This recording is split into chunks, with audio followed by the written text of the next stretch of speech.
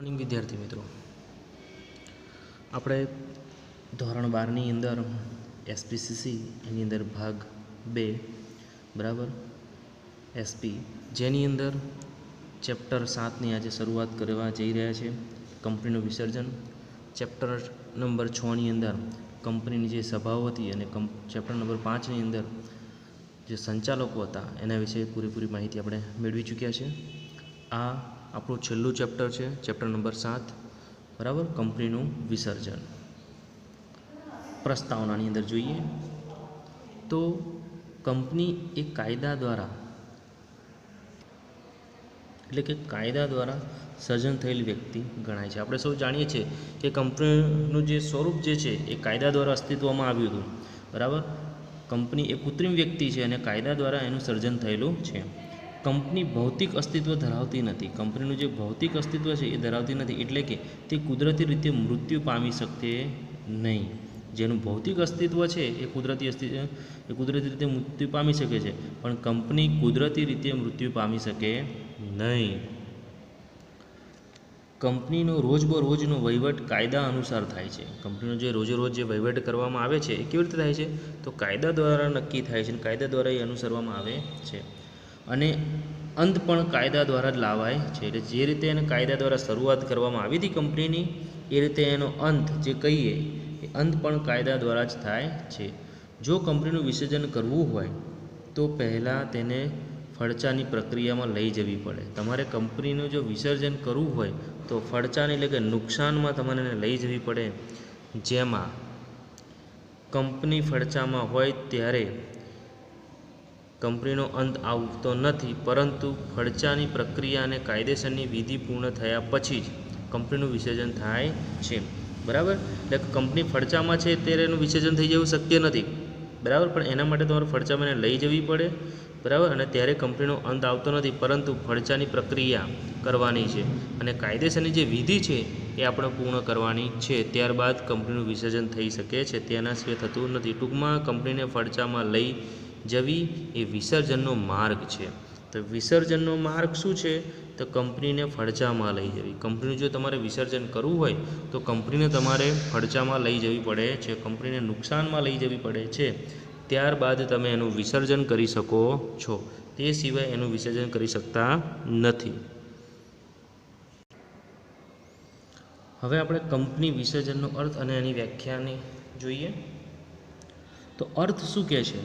તો સામાન્ય અર્થમાં કંપનીની ફડચાની પ્રક્રિયા પૂર્ણ થાય એટલે કંપનીનું વિસર્જન થયું ગણાય બરાબર. એનો અર્થ તો એવો છે કે ભાઈ સામાન્ય અર્થમાં આપણે શું કીધું, કંપની ફડચાની પ્રક્રિયા પૂર્ણ થઈ ગઈ, ફડચામાં ગતી રહી કંપની, એટલે કંપનીનું વિસર્જન થઈ ગયું એવું માની લેવામાં આવે છે. વિસર્જન એટલે કંપનીના કાનૂની વ્યક્તિત્વનો અંત લાવવો. વિસર્જનનો સાચો મતલબ શું છે? તો કંપનીનું જે કાનૂની વ્યક્તિત્વ છે, જેને આપણે કૃત્રિમ વ્યક્તિ બનાવવામાં આવ્યું છે, એ કાનૂની વ્યક્તિત્વનો અંત લાવવો એને વિસર્જન કહેવાય. ને કંપનીનું સર્જન અને વિસર્જન કાયદાકીય કાર્યવાહી મુજબ થાય છે. કંપની તમારે શરૂઆત કરો ત્યારે પણ કાર્યવાહી કરવી પડે છે કાયદાકીય, અને વિસર્જન કરો ત્યારે પણ કાયદાકીય કાર્યવાહી કરવી પડે છે. એટલે વિસર્જન કરવા માટે પણ તમારે કાયદાકીય પ્રવૃત્તિ જે છે, કાયદાકીય જે પ્રક્રિયા છે એમાંથી પસાર થવું પડે છે. કંપની ફડચામાં હોય ત્યારે તેનું કાયદાકીય અસ્તિત્વ ચાલુ રહે છે. કંપની ભલે નુકસાનમાં જાય છે પણ કાયદાકીય અસ્તિત્વ તો ચાલુ જ છે. લિક્વિડેટર કંપનીની મિલકતોનું વેચાણ અને લેણાની વસૂલાત કરીને કંપનીના દેવાની ચૂકવણી કરતો. જો રકમ વધે તો કંપનીના નિયમનપત્રમાં જણાવેલ સભ્યોના હક પ્રમાણે રકમ વહેંચે છે. શું કહે છે કે લિક્વિડેટર જે પોતે છે એ કંપનીની મિલકતોનું શું કરે છે? વેચાણ કરે છે અને લેણાની રકમ શું કરે છે? વસૂલાત કરે છે, ને કંપનીના દેવાની ચૂકવણી પણ કરતો જાય છે. જો રકમ વધે તો પછી કંપનીના નિયમનપત્રમાં જણાવેલ હોય તે સભ્યોને એ હક પ્રમાણે રકમ વહેંચે છે, અને એના પછી એ જે સભ્યો છે, આમ તો જે શેર હોલ્ડરો છે, એ રકમ એમને મળે છે. એટલે લિક્વિડેટર એ કંપનીની મિલકતોનું વહેંચે છે, વેચાણ કરે છે અને લેણાની વસૂલાત કરે છે, ને કંપનીના દેવાને શું કરે છે? ચૂકવી આપે છે. જો પછી રકમ વધે તો નિયમનપત્રમાં જે સભ્યોના નામ જણાવવામાં આવેલા હોય એ સભ્યોને એ રકમ માટે હક એમને મળે છે. આગળ જોઈએ વ્યાખ્યા. તો વ્યાખ્યા શું કહે છે કે પ્રોફેસર એલસીબી ગોવરના જણાવ્યા મુજબ, તો એલસીબી ગોવર જણાવે છે કે કંપની ફરજામાં લઈ જવી એક પ્રક્રિયા છે ને જે દ્વારા તેના અસ્તિત્વનો અંત લાવવામાં આવે છે. એટલે કંપનીને પહેલાં ફરજામાં લઈ જવામાં આવે છે, જે દ્વારા તેના અસ્તિત્વનો શું કરવામાં આવે છે, અંત લાવવામાં આવે છે, અને તેની મિલકતનો વહીવટ કંપનીના લેણદારોને, લિક્વિડેટરને અને સભ્યોના હિત માટે કરાય છે. એની જે મિલકતો છે, બરાબર, એ વેચી દેવામાં આવે છે એના જે લેણદારો છે એને આપવા માટે, અને જે કંપનીના સભ્યો છે એના હિત માટે મિલકતો વેચવામાં આવે છે. એને શું કહેવામાં આવે છે? તો એને કંપનીનું વિસર્જન કહી શકાય છે. એટલે એમની વ્યાખ્યા ફરી સમજીએ કે પ્રોફેસર એલસીબી ગોવરના જણાવ્યા મુજબ કંપનીને ફરજામાં લઈ જવી એક પ્રક્રિયા છે ને જેના દ્વારા તેના કંપનીનું જે અસ્તિત્વ છે એનો અંત લાવવામાં આવે છે, અને તેની મિલકતો છે એનો વહીવટ કંપનીના લેણદારોને અને સભ્યોને હિત માટે કરાય છે. આમ કંપનીને ફરજામાં લઈ જવી એક પ્રક્રિયા છે જેના દ્વારા તેના કાયદાકીય અસ્તિત્વનો શું આવે છે, અંત આવે છે. એટલે એના પછી શું થશે? એના કારણે કંપની ફરજામાં ગઈ અને એના કારણે, બરાબર, એનો કાયદાકીય વ્યક્તિત્વનો અંત આવે છે. ને કંપનીના વિસર્જનની અગાઉની પ્રક્રિયા એટલે કંપનીને ફરજામાં લઈ જવાની પ્રક્રિયા. એનો મતલબ કંપનીના વિસર્જનની પ્રક્રિયા અગાઉની પ્રક્રિયાને શું કહેવામાં આવશે? એટલે ફરજામાં લઈ જવી, બરાબર, અને નુકસાનમાં લઈ જવી. આટલું તમારે યાદ રાખવાનું છે. હવે વાત કરીએ કંપનીને ફરજામાં એટલે કે વિસર્જનમાં લઈ જવાના પ્રકારો. તો કંપનીને તમે ફરજામાં કઈ રીતે લઈ જઈ શકો, એના પ્રકારો શું છે? તો કંપનીનું વિસર્જન કરવું હોય તો કંપનીને સૌપ્રથમ ફરજાની પ્રક્રિયામાંથી પસાર થવું પડે છે. એટલે એની જે પ્રોસેસ છે એમાંથી આપણે પસાર થવું પડે છે. સામાન્ય રીતે કંપનીની આર્થિક પરિસ્થિતિ ખરાબ હોય અને દેવું ચૂકવવા માટે અશક્તિમાન હોય ત્યારે ધંધો બંધ કે સમેટી લેવાનું નક્કી કરવામાં આવે છે. માની લો કંપનીની આર્થિક પરિસ્થિતિ ખરાબ છે, હવે કંપનીનું દેવું ચૂકવવા માટે આપણે પોતે અશક્તિમાન છીએ, અને ત્યારે આપણે શું કરવું પડશે? ધંધો બંધ કરવો પડે છે કે પછી ધંધાને સમેટી લેવું પડે છે, મતલબ કે બંધ કરી દેવું પડે છે, એવું નક્કી કરવામાં આવે છે. કંપનીને ફરજામાં લઈ જવા માટેના પ્રકારો નીચે મુજબ છે. તો કંપનીને ફરજામાં અથવા તો વિસર્જનમાં લઈ જવાના પ્રકારો જોઈએ તો અદાલત દ્વારા, ટ્રિબ્યુનલ દ્વારા વિસર્જન, બરાબર, અદાલત એટલે કે ટ્રિબ્યુનલ દ્વારા વિસર્જન. સ્વૈચ્છિક વિસર્જન, એમાં સભ્યો દ્વારા સ્વૈચ્છિક વિસર્જન અને લેણદારો દ્વારા સ્વૈચ્છિક વિસર્જન. એટલે બે પ્રકારે તમે કરી શકો છો. સ્વૈચ્છિક વિસર્જન એટલે સભ્યો દ્વારા વિસર્જન, બરાબર, અને બીજું છે લેણદારો દ્વારા વિસર્જન. હવે વારા પરથી આપણે એક એક માહિતી મેળવીએ. અદાલત ટ્રિબ્યુનલ દ્વારા ફરજિયાત વિસર્જન. તો એની અંદર અર્થ શું કહે છે કે ટ્રિબ્યુનલ કરેલા હુકુમ દ્વારા, એટલે કોર્ટે કરેલા હુકુમ દ્વારા કંપનીને ફરજાની પ્રક્રિયામાં લઈ જવામાં આવે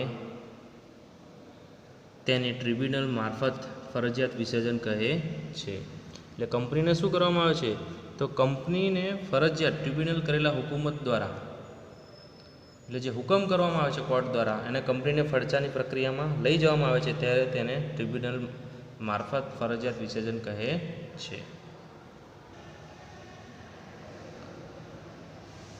અદાલત ટ્રિબ્યુનલ દ્વારા ફરજિયાત વિસર્જનના સંજોગો. તો કયા કયા સંજોગો ઊભા થઈ શકે છે? તો અદાલત ટ્રિબ્યુનલ દ્વારા જે સંજોગો છે એ નીચે પ્રમાણે છે, તો જોઈએ.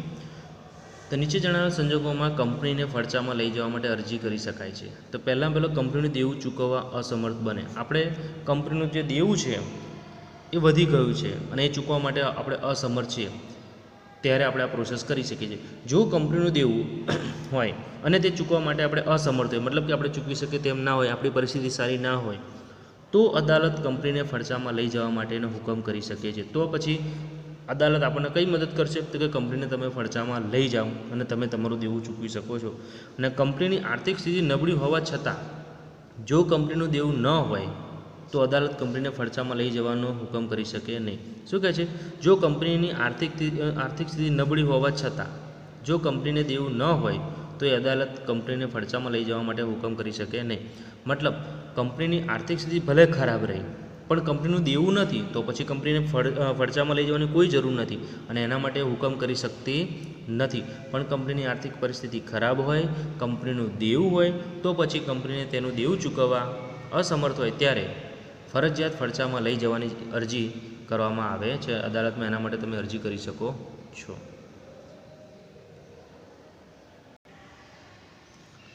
ખાસ ઠરાવ દ્વારા કોઈ પણ કારણસર કંપનીને ખાસ ઠરાવ પસાર કરી નક્કી કરે કે અદાલત દ્વારા કંપનીને ફડચામાં લઈ જવી જોઈએ તો કંપનીને ફડચામાં લઈ જઈ શકાય છે.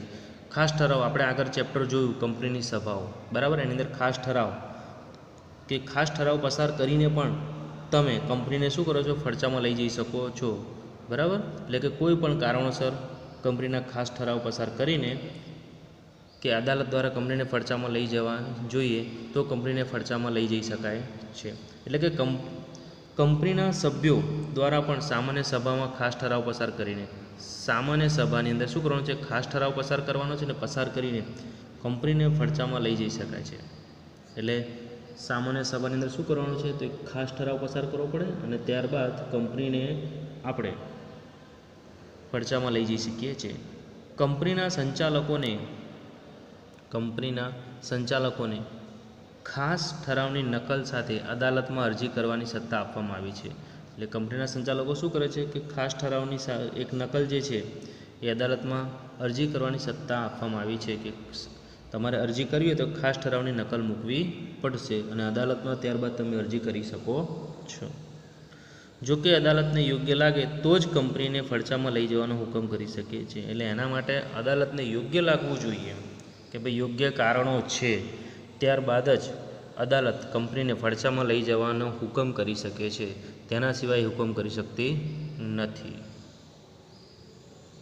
કંપનીની પ્રાથમિક સભા અને અહેવાલ શું કહે છે કે કંપનીની જે પ્રાથમિક સભા છે અને એનો અહેવાલ છે. કંપની ધારાની જોગવાઈ અનુસાર કંપનીએ કાયદેસરની પ્રાથમિક સભા બોલાવવી ફરજિયાત છે. કંપનીએ શું કરવાનું છે તો પ્રાથમિક સભા બોલાવવાની હોય છે અને એ કેવી છે તો ફરજિયાત છે. એટલે પહેલાં પ્રાથમિક સભા જે છે એ બોલાવવી પડે, એ ફરજિયાત છે. અને પ્રાથમિક અહેવાલ કંપની રજિસ્ટરને મોકલવો પડે છે. અને પ્રાથમિક જે સભા થઈ, બરાબર, એનો જે અહેવાલ તૈયાર કરવામાં આવ્યો એ અહેવાલ આપણે કોને મોકલવાનો છે તો કંપની રજિસ્ટરને મોકલવો પડે છે. જો કંપની આ બાબતે કસૂર કરે તો કંપની રજિસ્ટર અથવા શેર હોલ્ડર અદાલતમાં અરજી કરી શકે છે. જો આના માટે કંપની આ બાબતે કસૂર કરે, મીન્સ કે ભૂલી જાય, અહેવાલ ના મોકલે, તો કંપની રજિસ્ટર અથવા તો શેર હોલ્ડર અદાલતમાં અરજી કરી શકે છે. અને આ અરજી કરતાં પહેલાં કંપની રજિસ્ટરે કેન્દ્ર સરકારની મંજૂરી લેવી પડે છે, બરાબર. એ શું કરે છે, અદાલતમાં અરજી તો કરે છે અને આ અરજી કરતાં પહેલાં એને શું કરવાનું છે તો કંપની રજિસ્ટરે કેન્દ્ર સરકારની મંજૂરી લેવી પડે છે.